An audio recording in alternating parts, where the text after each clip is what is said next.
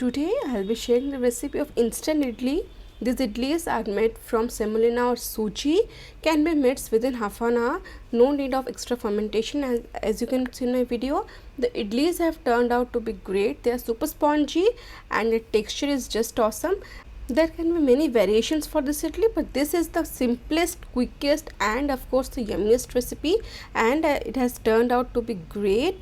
And yes, I have shared many small tips and tricks to make such perfect idlis, because the batter is what that matters most. And I also have shared a recipe of a quick chutney, chana dal chutney. So stay tuned for this lovely recipe. And as I said, this recipe is one of the simplest. I have also uploaded many versions of this recipe, you can check them out. I'll just give the link in the description box. Choose Food Corner Special Instant Suji Idli. Hey guys, I am Subhankari and I welcome you all to my channel Choose Food Corner. I hope you all are doing great in your lives, and if you are new to my page, do subscribe to my page and do not forget to tap the bell button. And thank you all for loving my channel so much and liking my videos so much.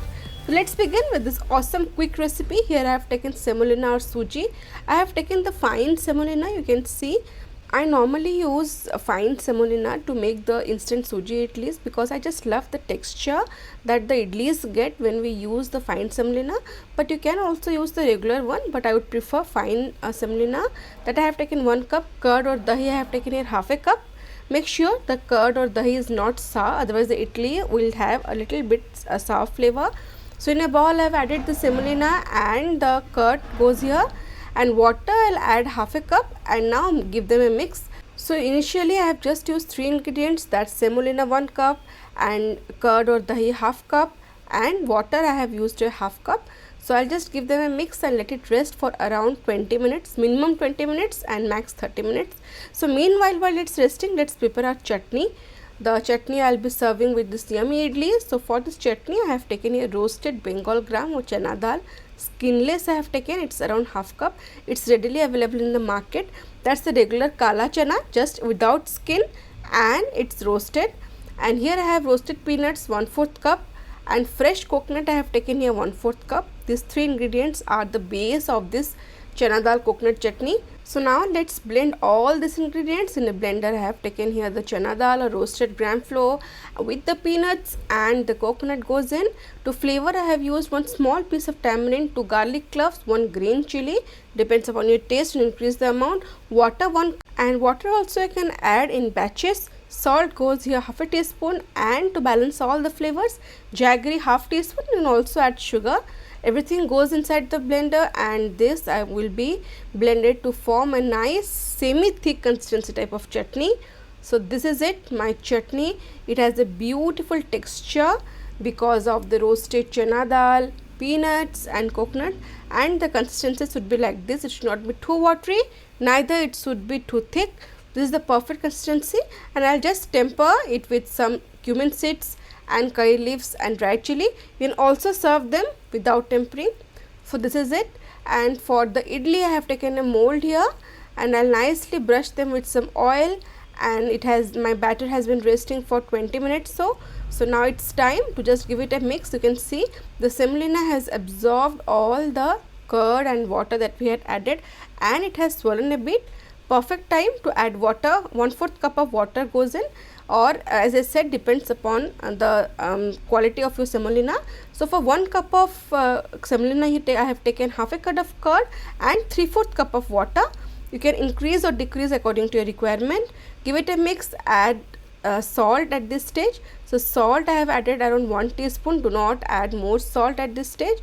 1 teaspoon of salt goes here, and plain the blue color packet I have used in 1 teaspoon of that goes in. And to activate that, 1 tablespoon of water I have added. Now give them a mix, and it's very important, before adding I have placed the steamer. The water should be nicely steaming before we add the because after adding we won't rest it for a long time. Just give them a mix in one direction, and this will do the magic trick. And I have already greased this idli molds with oil. You can also use ghee to grease them, that will also enhance the flavor. And after you have filled your idli molds, just tap them slightly so that the excess air it goes out, and see my water has been nicely bubbling out. Now this goes to steam for around 15 minutes. in medium high flame. The water should have a nice boil, and after 15 minutes I'll just show you these idlis will be perfectly done. Let me check first. So for checking, I'll insert either a toothpick or a knife you can use. I have inserted a toothpick and it's perfectly clear. Just allow for around 10 minutes to cool, and I'll just show you how perfect these idlis have turned out. I can actually remove them using my finger and they are super non-sticky. So use this type of spoon, the back side of the spoon, so that this can be demolded very easily. You can see how nicely it has come out. So in this way I will demold all the idlis, and these idlis are super easy to make. No need of fermentation of lentils or rice, and sometimes this idli works wonders, especially during the breakfast time. Now you can see in my video how my idli has turned out, especially the edges of the idli, they are so clear, and the texture, it's perfectly spongy with a nice texture. That's why I said if you use fine semolina, the texture will be perfect, and it's super soft as you can see. So these idlis are done, and now it's time to serve this yummy idlis.